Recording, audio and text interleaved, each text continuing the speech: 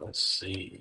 Hello, everyone. It looks like we're live here, Lee. So once again, we are doing the future of project excellence. Today's topic is going to be about AI, first and foremost, Agile and project management. And you can see I got the esteemed, the great one here, Lee Lambert. Let me go ahead and do a quick introduction so you all know who you're talking to here, because I got greatness in the room. If you take a look here, Mr. Lee Lambert, the claim of fame, the greatness here is he's the last remaining founder of the PMP. Now, most of you all know that PMP always been a top 10, but Lee has trained over 50,000 professionals in terms of project management over the years, have a master's from George Washington University, and it's just the man with a whole lot of greatness here. So, Lee, I'll give the floor to you real quick. Anything you want to tell the audience before we get started? Yeah, I'm really pretty excited about being here. That last program went so well. I'm looking forward to this. Yeah, I just wanted to make a kind of a quick announcement. I haven't actually Okay. held a job until since 1984. That's when I quit working and started doing what I do now. Well, this week Okay. I accepted a position called ambassador for a new company called Pure Management Alliance. That was created by Okay. Joseph Phillips, and I'm going to be pretty much running that. They got 29 modules of training that they're going to be Oh, running for people, all virtual. I've gone okay. through a little over half of them already, and they're really, really good. And there's some good ones on AI and Agile in that group. So I'm looking forward to Wow. it. Well, then, how do people get in touch? Is there a website or anything like that? Because I want to make sure that we communicate it to everyone. So maybe by the end, we can have a website that they can go to find out more information, because that'd be great. But Yeah, that's amazing. yeah, I definitely have that. Yep, no problem at all. Okay, If so you, in we'll make fact, sure we do that toward the end. if you just go to pure Pure Mm-hmm. managementalliance.com. Management Alliance. I love it. Absolutely love it. That's a big announcement.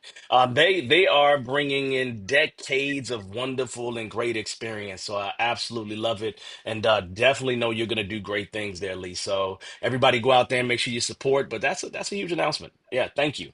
Let me tell you all a little bit about me real quick, so you at least know who else is in the room with Lee. I'm not Lee. I'm not Lee at all. So just remember that. He's the great one over there.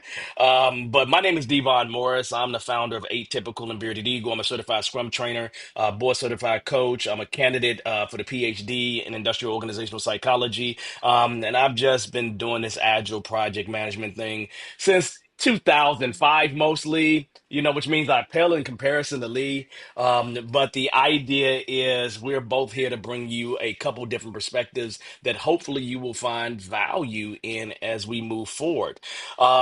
Is there anything going on with me? No, not really. Just getting closer to starting that dissertation. So hopefully within a year or 2 years, y'all can be calling me Dr. Devon at some point. And then we'll move forward from there.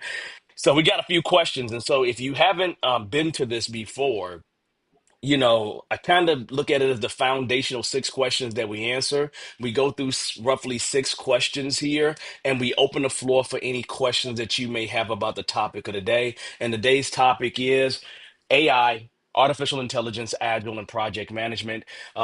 Lee, you want to go ahead and jump and dive right into it? Yeah, I don't mind doing that at all. I think I had the fortunate time earlier in the week, last week, to do a similar program from Tanzania with just fellows, three PMI fellows. Same basic topic. AI was the hot topic. How are we going to Hmm. control it? How do we make sure we've got ethical information? I mean, all the same questions that we have all the time. Hmm. I look at this whole thing about AI. I mean, I'm the old guy, so I've been doing it with with pins and needles for a while. But if I look at that, I what I find is that there's really no difference with AI, Hmm. except Hmm. it's faster and more accurate. Other than that, there's really no difference at all, because the same kind of information I used to generate for management decisions is the same information I can get out of AI, but in Hmm. seconds instead of hours. So the speed Yeah. with which we have available theory says it should improve our decision making, certainly should Yeah. improve the timing of our decision making. And I think that's the biggest benefit for Now users of you've already AI. started with the question already. Now, Lee, you going way ahead, Lee. But here's a question before you even jump into that. What exactly is a PMI fellow? There may be some people in here that are not associated with PMI. Can you tell us what a PMI fellow is?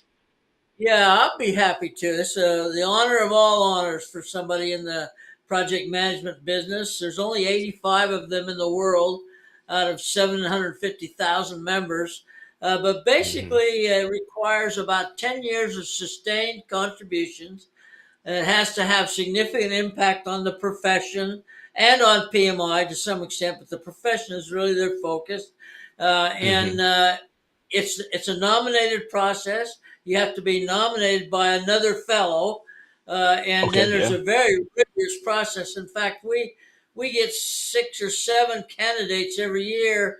Last year we had no candidates selected, Mm, none awarded. So it's a very prestigious honor to be given. So it's one that I hold with high yeah. esteem. And when I put that together with the fact I've been so active in the PMP, I mean, Hmm. everybody thinks I'm a big shot.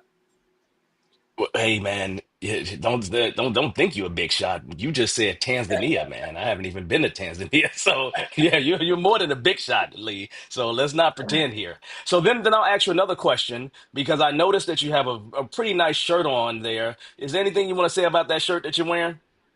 Yeah, this is. I've got quite a collection of these. I got associated with this character named John Signo, who runs this little outfit called Brandon Land, and he and his team help people find their next big opportunity, show them how to do it the most effective way. And I've been with them now. Well, I'll be going to my 34th or 35th session Oh wow. the next time we get Yeah. together. So I believe in it. I've seen some people come out of there with really wonderful positions and substantial amounts of money in addition. So he's helped a lot of Yeah. people and works mainly through PMI chapters. So it's basically Yeah. a chapter service in a way.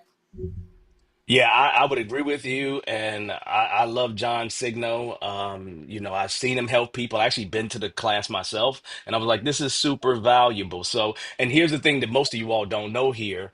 John is actually in the background helping us out. He always is. He's always supporting, and so I want to make sure we give a shout out to John as we go ahead and dive into this. And next month, we're talking about cybersecurity, and we're gonna make sure we bring John on as a featured guest here as well because he's the cybersecurity guy for sure. So that is definitely a plus. So good shout out to you. Thank you, John, for everything that you do for us. We really appreciate you. All right, let's you kind of started jumping into the questions, so I'm just gonna kind of pull it back up for us here, Lee, because you're going way faster than me, right? I'm trying to keep up with you, brother. All right, so how can AI help in agile project management in general, without replacing the human decision making process? What are your thoughts on that, Lee? It seems like such a simple question, but in a way, a lot of people have the idea that AI is going to take over the decision making. But I just don't think it's going to happen. But I do think that the value of AI is really very hard to place a value on because it brings to you information that you either didn't have before or by the time you got it, it was too late to make a decision. So it gives you the Hmm. information. You structure it in a way that you've got good, meaningful decision support information at your Hmm. fingertips. And I think it's never going to replace people.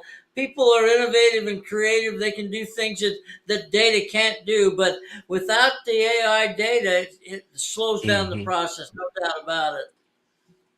Yeah, I agree with you completely. One of the things that I've been doing is I've started taking deeper dives into AI and looking at it from an academic perspective.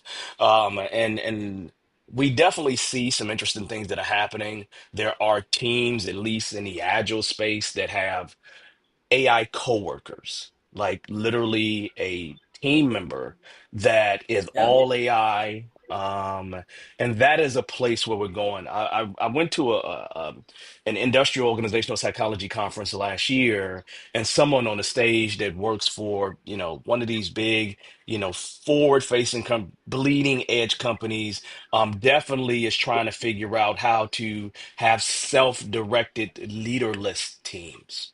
And that is definitely a push toward having more AI coworkers, more AI on teams. So the essence of leadership is definitely changing. However, one of the biggest things that I've seen with the studies that I've been looking at, Lee, which makes it really, really interesting, is that humans at this point, we don't trust AI, right?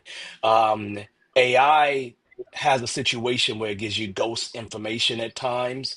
It's going to make you happy regardless of what you do. So you may end up in a situation where you ask for something and it will give you something. Like I've seen people, try to get a synopsis of a book that doesn't exist, and it will give a good synopsis, excellent synopsis. And if you've never read the book, then you don't even know. And people like radiologists, especially in the medical field in general, they're using AI to help them find, tumors and cancer and things like that. But what the studies have shown is that the human AI collaboration is the magical mix. It's the thing that people trust the most. So by itself, doctors and software developers, other people that's been in studies, they don't trust it by itself to make decisions for us. But there always has to be some human injection, some collaboration with the human that matters. So, do I think that it's going to get rid of humans in general? At this time, the singularity has not occurred. So, no, I don't think that that's the case at this time. Do I think it's ever going to be the case? I'm not sure, but I know for sure as of today, we probably want to make sure that regardless of whether you're Agilist, you're a project manager, Agile project manager, it doesn't make a difference what your title is, that you probably need to get some of those skills. You probably need to get some of those skills and acquire some of those skills because you more than likely will be collaborating with AI more and more and more in the near future. Does Yeah, that sound I think appropriate to you, Lee? yeah, the example I got about 2 years ago, I was working at Rush Hospitals in Chicago, and they asked me if Mm. I'd like to do a brain surgery on a pituitary tumor removal. Yeah. I said, "Oh yeah, sure, I'd love to do that." So they took me downstairs. They had it all set up, and they actually showed me how to perform brain surgery with an AI machine. Uh, Yeah. but the Yeah. fact of the matter is that without me running the machine, it wasn't going to do anything. But I could Mm. literally take a pituitary tumor out of a person's brain by using Mm. AI. So now, if I take that to just our simplistic projects that we run compared to brain Yeah. surgery, well, shoot, we're going to be able to do some great things with it. Yeah, and that's the key. The key I would say is, I look at it definitely as an enhancement of our abilities and not Yeah. eliminating everything. Like routine things, I completely understand. There was an AI Scrum Master that was created years ago. And one of the things that's really crazy with that AI Scrum Master, man, is that there are people who are really concerned, right? That they're going to lose their jobs. And my statement clearly to them was this, Lee, if you only set up meetings and that's all you do, yeah, you're going to get replaced, right?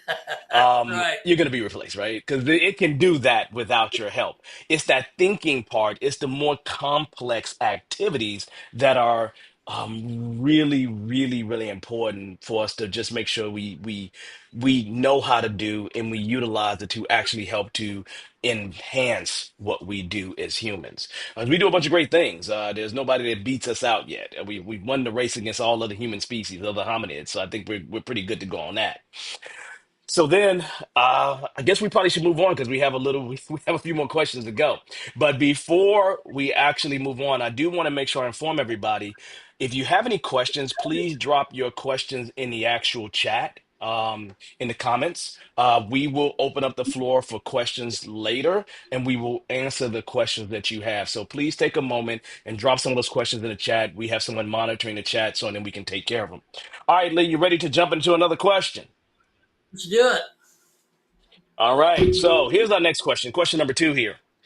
How do you see AI-driven analytics evolving in project risk management? How do you see that, Lee? Oh wow, this is such an important question. I'm a huge believer in risk management. Before we Hmm. had AI, I was a huge believer in it. Unfortunately, I don't see the emphasis on it in our certification programs. There are not nearly as many as there should be. When you think about Hmm. AI, one of its most beneficial uses will be to manage risks effectively, anticipate risks before they happen, manage them, trend analysis, all the things that go with that are all just Hmm. built into as though AI was made for that. This Tanzania program, they had Dr. Lambert was his name, by as a matter of fact. He is a data analyst guy. In fact, I think all he Uh-huh. does is go to school and learn how to be an analytics specialist. But he was talking Hmm. about analytics from the standpoint of managing resources, personal development, Hmm. determining where the weak strengths and weaknesses are, looking at Hmm. productivity issues, all of Yeah. those analytics. We never had time for that in the traditional Yeah. project management world. Now they can do that instantly. The key that they Yeah. don't talk about that we should is that when they talk about all these wonderful things that AI can do, they never talk about the fact that if the organization doesn't structure itself to provide Yeah. the databases that they need to work to, all this is just interesting talk. So I think the Yeah. organizations need to step up and set the basis, the framework for doing these kind of analytic things. I would agree with you, and I would say to you that you really said something that really piqued my interest, and that was time. Risk management, from my perspective, when I did the role of a project manager, was extremely time consuming, right? It is takes a lot of time to deal with it and do it. And if you can utilize AI to collaborate with you, to help you see any blind spots, because a lot of times AI will just give you a list of things, but it'll give you a list of things to consider, and depending on what you feed into it, it can be extremely helpful. And I know that there are organizations that there's time that they're feeding risk related data into the learning models, into these language models, Sure, right, sure. and making it so then Yep. it can better collaborate with us in terms of risk. So I think that the biggest thing that will help do is save time, right, more than anything else, and allow you to get beyond nominal risk and get to a place where you really deal with risks that could really have a huge impact on Yeah, and look at it this way, David. you. If you have the power of AI, you can look at 4 or 5 what if analysis on one particular risk basis. Yeah. They used to take you a week to do one. So you can look Hmm. at all those alternatives, so that when you're making the selection of your approach, it's based on the most sound data that you can analyze. Yeah.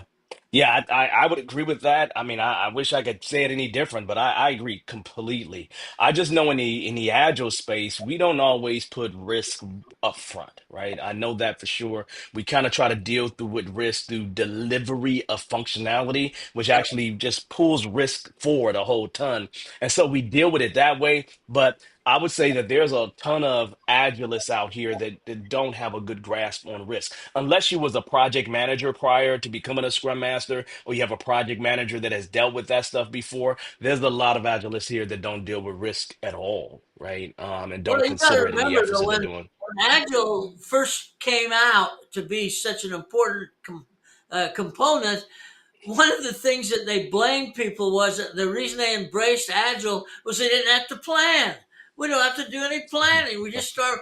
Well, I mean, come on. No, you're not going to get any project done without a plan.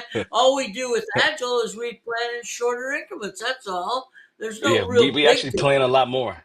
Yeah, I agree. We Yeah. we plan a lot more just in smaller cycles. So I agree completely. But one of the things we don't do, literally, is we don't consider risk as heavily as what we possibly So, can. And sometimes that does bite some of our efforts. And I'm not saying I think there's a balance between the two, definitely. But you see it all the time. You definitely see it all the time, Lee. That's for sure. That's interesting. I like that. I like that. So let's keep ourselves going here, but I want to ask a question of you. If you like what you're seeing here, give us a thumbs up, give us a like. So and then we know that this is the type of information that you look forward to hearing about. And also start queuing up, think about the questions that you want to ask and be prepared to throw those in the chat. Let's go ahead and let's continue here, Lee. Our next question is how do you ensure ethical AI use in project management, especially when making data-driven decisions? Well, I think that's one of the biggest problems we face as we start Hmm. to use these bots, and they're a combination of information from a zillion different places. You don't know where that Hmm. information is coming from. You don't know, is there any proprietary information? It really puts a lot of emphasis on the project manager to be able to validate the quality of that data. Hmm. And if you Yeah. can't do that, that's one of the reasons I think PMI has started to develop Infinity, because they're populating it with things that they know, they trust, and they believe are related to project management. Some of these chat GPT, for example, you don't know what you're going to get. There's just, Well, and it's just yeah. getting bigger all the time. And so to be Well, able to check that, Now, Lee, you do things that all these experts do. You start throwing out words like infinity. Can you tell us a little bit about what infinity is? oh, sure. The PMI Affinity is their version of Chat GPT, essentially. If I use that Yeah. simplistically, and basically, it's been educated in the framework of project management, the things that project Okay. managers do. So when you ask Hmm. Infinity this question, you're going to get a project management founded question answered for them. And I Hmm. think that's what's going to be helpful if you can start to create these bots with the right Hmm. education. Then you don't have to worry quite as much about getting superfluous data mixed in with your data that you're trying to use to make decisions or planning.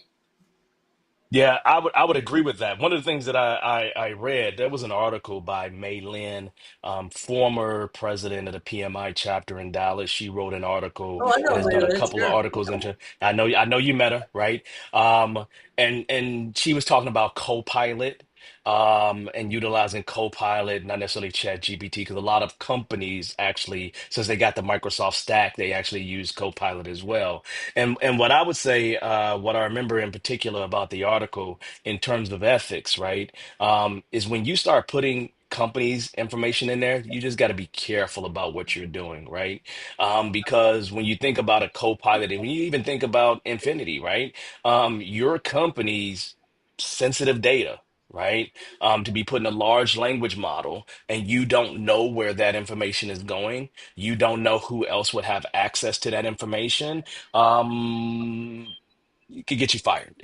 You can get you fired, right? I'm Yeah, and looking at I know the companies are hiring lots of lawyers anticipating those kinds of problems. I think because they're going to happen. yeah, yeah. One of my children, have had colleagues, and she's really just getting into the job world. And the companies are, she works for a big firm. The companies are really fighting, right? Because they have people that will throw something in AI and take exactly what AI spits out and Yeah, try to deliver it to a client, right? And I'm sure that they're not paying people to be prompt engineers an engineer problem, right? They hired right. you because they want a certain skill set, and they want you to utilize that skill set in collaboration with AI more than likely. So I've heard people getting fired and walked out the door because of this. So it's one of those things where I think we need to be cognizant about how we utilize AI, what we put into these tools, because if I remember correctly, most organizations that I worked with over the years, they had all kinds of ethics things that they did not expect you to do. And I would expect that those things translate into this digital world, into this AI, Sure. artificial intelligence world. So you got to be real careful about what you do, what you present, and what you feed into these models. And I would only can only imagine, man, that that's really difficult for companies. I remember working for the military at one point, and you can't really put data on a computer or take data off, right? And Right. so it's one of those things when you get let people get access to something like a chat GPT, you're putting information out in the universe that could be really it could cause a security risk, right? Sure. Oh, absolutely. Could give away proprietary information. So, I think as humans, we got to be really cognizant of what we're doing, how we're doing it, and make sure that we're not compromising the ethics of ourselves, but the ethics of the organization as well. I think it becomes Well, critical and I important. think one of the ways that we can control that is by the quality of the prompts that we write. We can actually tell it to exclude kinds of things when it's giving you responses to a chat GPT.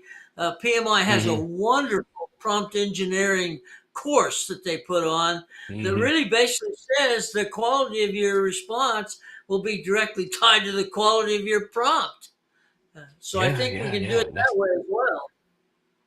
Garbage in, garbage out, right? If you put a Exactly. garbage Yeah. prompt in, you're gonna get garbage out. The more time you really spend engineering that prompt is important. But you got to also remember that if you take a file and add a file to one of these things, it ingests that information, right? And so you could be Yeah. taking a template that your company has created and putting that into that tool. And who else does that tool make that available to?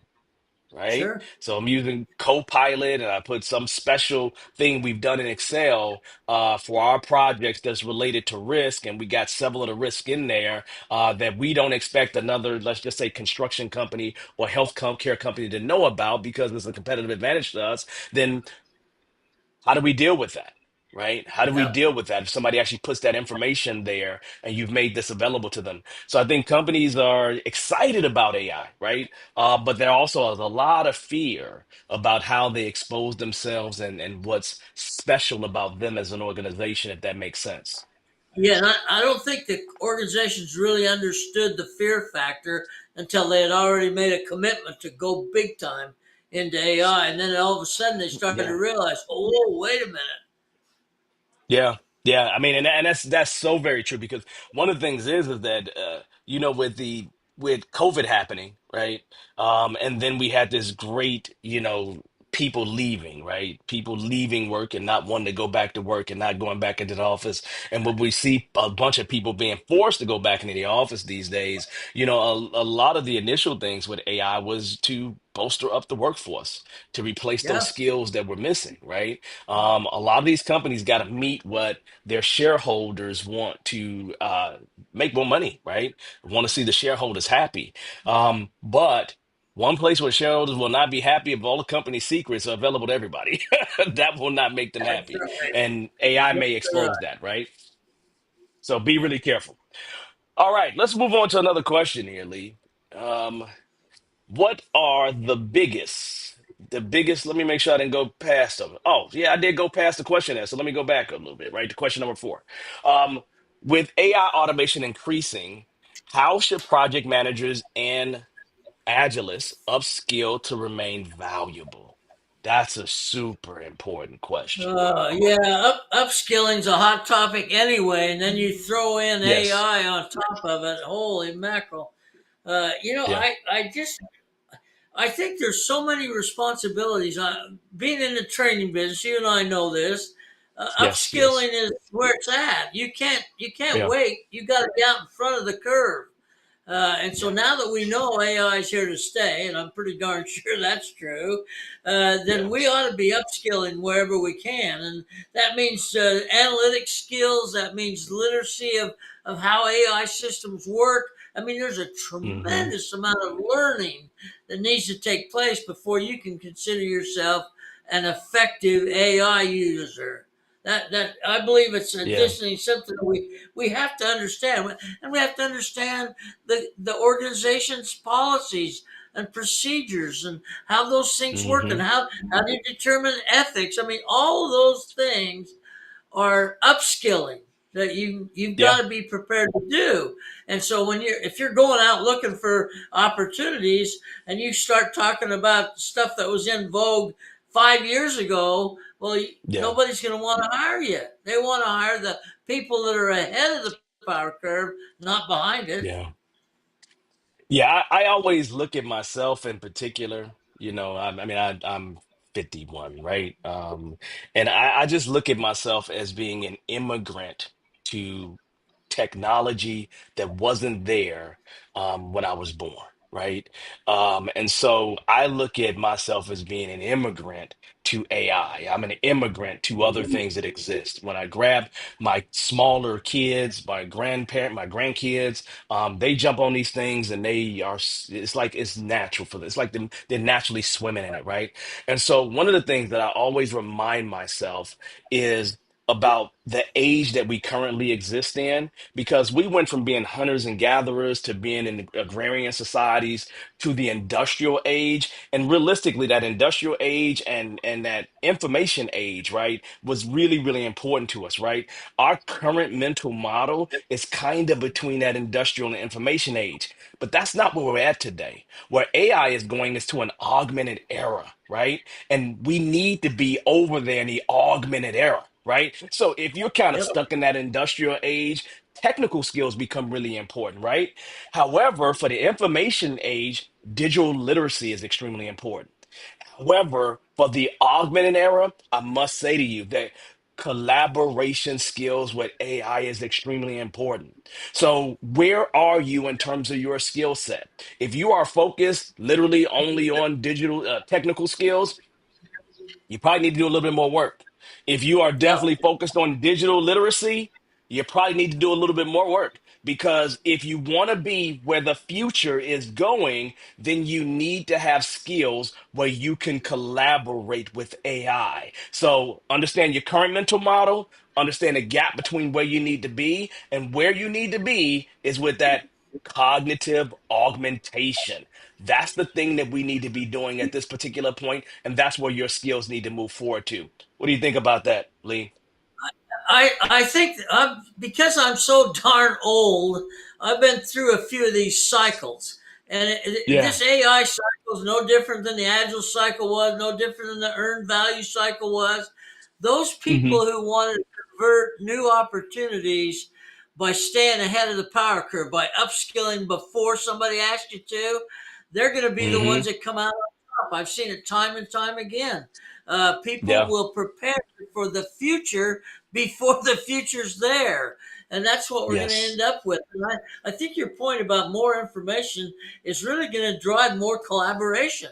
The more information Hmm. we have, the more we can really analyze what the impacts will be, not just Yeah. singularly, but from an organizational perspective.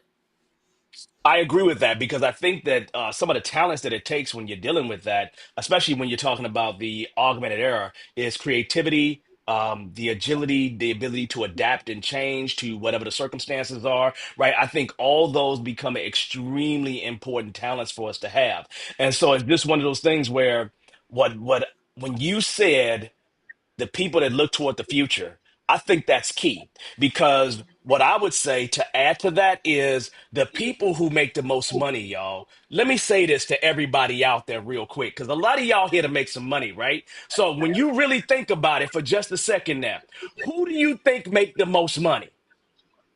It's the people that's in the future that's making the most money. It's the people that's taking the risk up there that's making the most money, right? And so if your objective is to make some money, you probably need to be thinking about moving yourself toward the augmented era, right? Am I incorrect about that? Because that's what I've seen. The people that make the most money is the people that's on the cutting edge of the skills, right? No, I want to be the guy in the room that when the boss says, "Who can do this?" I want my hand to go up.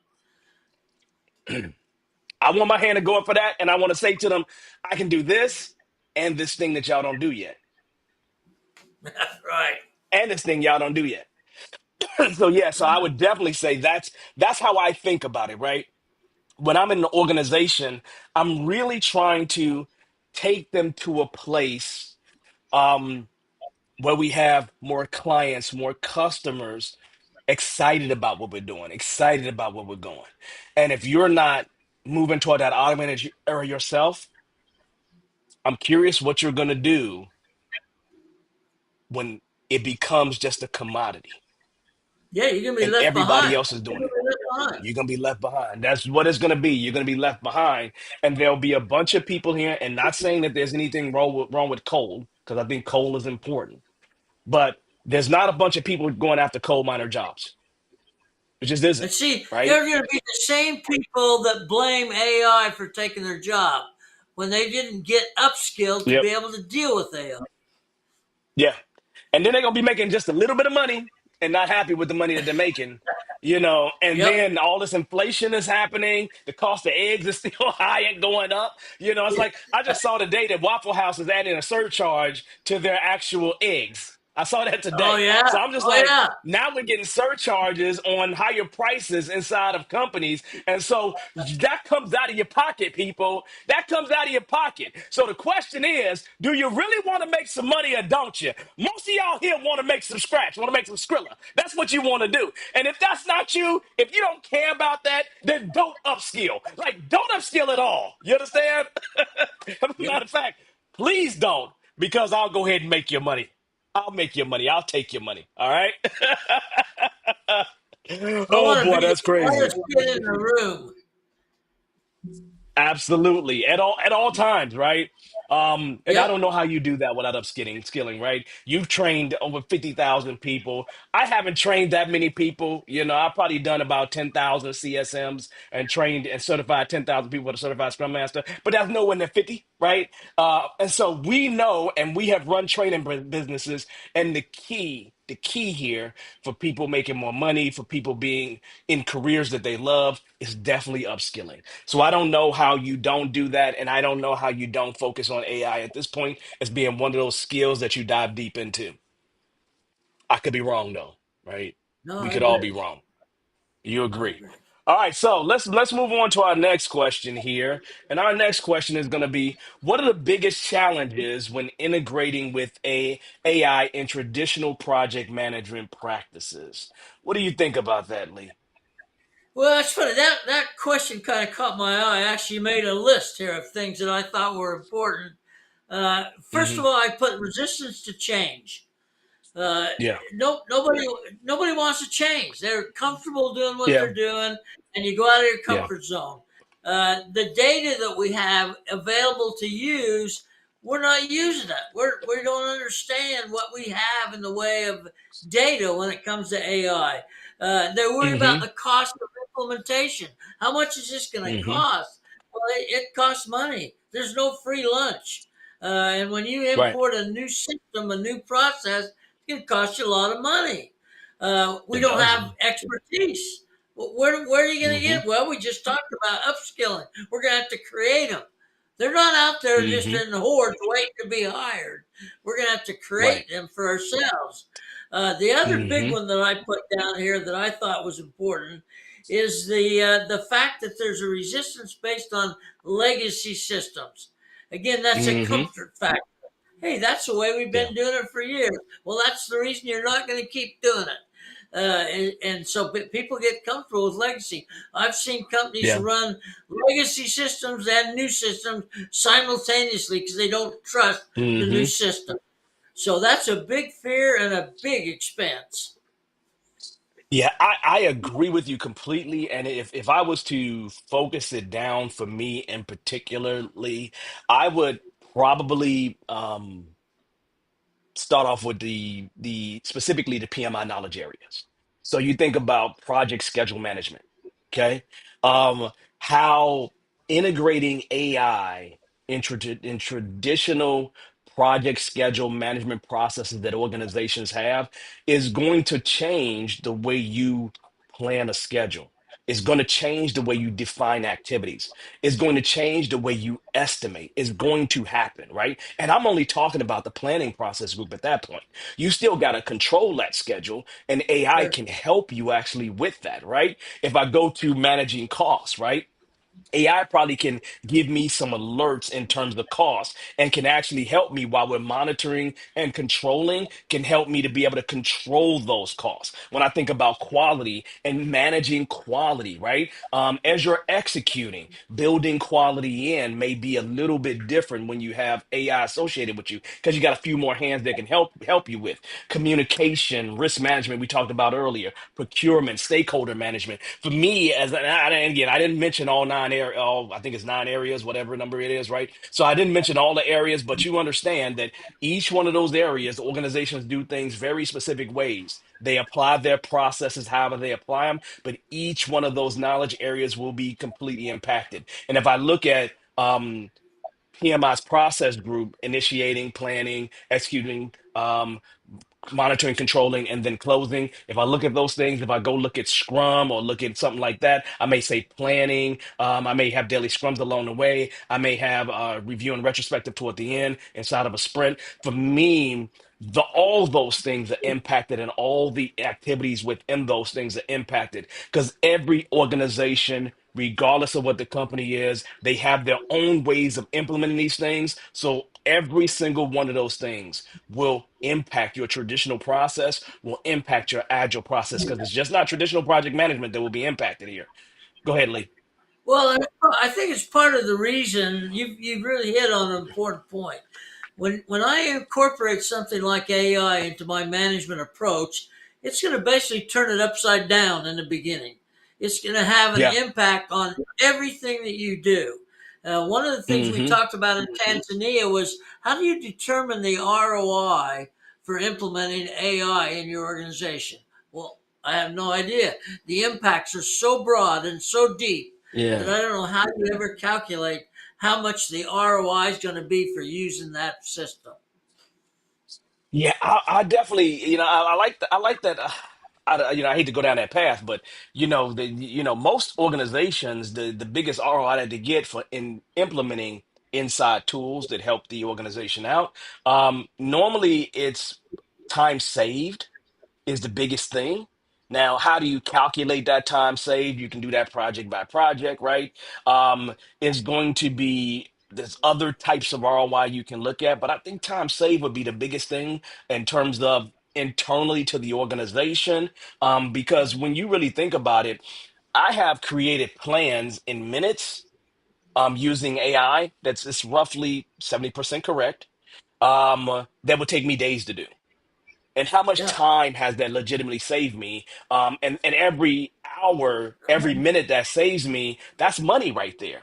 And so I think there's ways that you can calculate the implementation of AI into all of your systems. You just have to determine what the limitation is, the time frame around that. But I definitely think that there's core ways to do that, and there are people out here, consultants, that can help you with that. I do it all the time in terms of justifying why we should do a particular effort, a project, or whatever it is that we're doing. So there's definitely ways to do that. Now, does that mean that your company is going to get paid more money from the customer?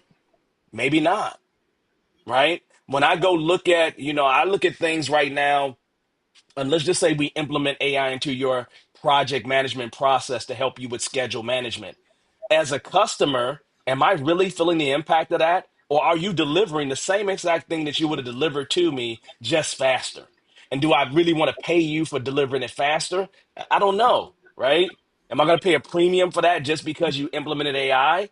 Right? Or is that just your competitive advantage against your other customers, right? Against your other competitors is what I should have said, right? I don't know.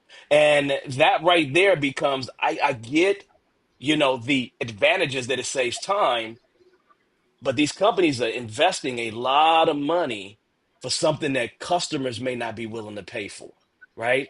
In terms of implementing to every single traditional process. Well, let me give you an example. If Hmm. I look at it, when I was back a young buck, worked for General Electric, I had a program that was a $300 million fast breeder reactor core program. Hmm. My job was to be basically the project controller, and I had to provide a monthly report to the Department of Energy to justify how we were doing the project.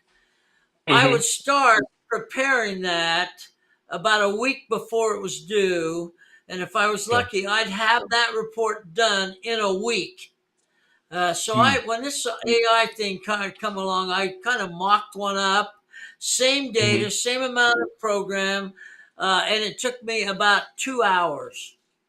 So from Oh, 1 week wow. to 2 hours. So people will say, well, so what do you do in the other? You just sit around? No, you do other productive Yeah. things. Yeah. So for the Yeah. government, they Yeah. didn't care about the money. They Yeah. cared about the Yeah. time. That was what they cared Yeah. about. And if they could get that Yeah. report, we were actually reporting to them 1 week after the close of the accounting month. So you lose a whole Mm. week of reportable information. Oh, Well, if I can give them yeah. to them, and when I left there, we were doing it on the third day after the close of the accounting month. So they gained a Hmm. whole week on their reporting, which means decision making more timely. Yeah, man, I completely agree with that. And I know we have questions, and we're going to open up for questions in just a moment. So I'm going to go ahead and go with this last question here that we have here, so we can at least leave some time for everybody else to ask questions, right? So this is a big one. We saved this for last, Ali. Will AI ever replace project managers and agilists, or will it remain a support tool? What do you think? I think it'll never be anything but a support tool.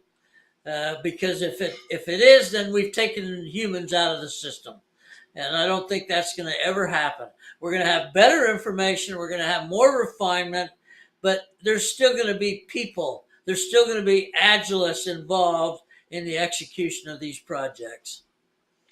Yeah, Lee, I really do want to agree with you. Like, I really do. My heart of hearts want to agree with you. But I'm gonna say to y'all out here right now, man, some of y'all gonna get replaced. Because some of y'all ain't good project managers, ain't good agilists either. You gonna get replaced, right? Because you ain't skilling up, because you're not doing what you're supposed to do. So I'm telling you right now, some of y'all is dead on the vine right now. You won't change, you won't do nothing different, you don't go learn nothing, you don't study nothing. All that stuff, you gonna get replaced. I'm telling you right now. Now, if you don't want that to be you, you need to change something. If you don't want that to be you. If you don't want that to be you. You know what I'm saying? Yeah, I'm not I going have to argue so with many that one. people. Yeah, there's so many people that come to me and be like, "Hey, I took your training 3 years ago. I ain't done nothing with it." That's old news. You know, we done moved on to someplace else now. You understand? So literally, some of y'all, it's over. It's over. It's over. Go ahead, retire. Go ahead and get on public assistance so you can be it and live a menial life. That's what some of y'all need to go do right now, because you're not changing. You're not trying to learn this stuff. You're not trying to grow. So y'all, you're dead on the vine. Don't worry about it. We're skilling up other people to replace you right now. Oh, you understand what I'm saying? So anyway, I don't mean to be mean, but I think that's just the truth, truthfully. I Damn, really I do. feel like I just went to a revival. I'm You know, telling hey, it's you, just the what truth, right? what you hit on it dead wrong. But the people that control that are the same people you just talked to. Absolutely. I agree with that. And it's just one of those things, y'all. Seriously, if you really, really, really want to be around this thing for a while, I don't know how you do it without upskilling. I really don't. I don't know how you will keep yourself relevant within these times without learning some of these things. So I agree completely. So we are on the same page as usual, right? As usual. So we have a few more minutes here, about 12 minutes here to go before we shut things down. I want to go ahead and move to some of the questions that we actually have. Lee, are you ready to go ahead and jump into that? Sure, why not? So I just threw a question on the screen. I'll read it here. It's kind of covering our faces a little bit. We're not preparing for this, so I am going to kind of show us a little bit as it's on the screen. But I'll say it to you there so you can understand it, Lee. How to suggest people blindly using AI in projects as it's keeping them away from putting their research and study and experience into it. So I'll repeat that question.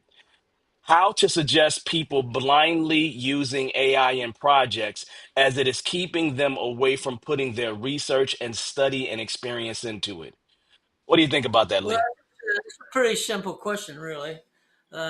To Okay. me, the basis of that question says that you don't have very good management people if they're suggesting you blindly accept AI. I think Yeah. anybody that's worth their salt wants proof. They don't just do it because you say. I Yeah. mean, I used to do that with my kids. And why'd you do that, Dad? I said, because I said so. Well, that doesn't Hmm. work with adults. And when we look at Yeah. I have to sell it. I mean, when Yeah. I'm in project Yeah. management, man, I'm Agree. selling all the time because I've got to Yeah. show value add for what we're asking them to do. Yeah. I couldn't agree with you more. If I had, I'm gonna be real with y'all here, because I like to be happy when I work, right? I like to whistle when I work, like the dwarfs, right? So whistle while you work. So I like to do that, right? If I had a leadership that was telling me to blindly jump into I would think they don't know what the heck they're talking about. I would probably Yep. leave. I'm gonna be real honest with you because I don't see no future in that. I really don't see any future in that. I don't see future in leadership that can guide us in the right direction or even guide us in the wrong direction so we can get in the right direction because we learn faster that way. So my statement to you, if you have anybody blindly telling you to do anything like that, you're an adult, man, making an adult decision. You're an adult making an adult decision. We're in a world where the gig economy actually exists, right?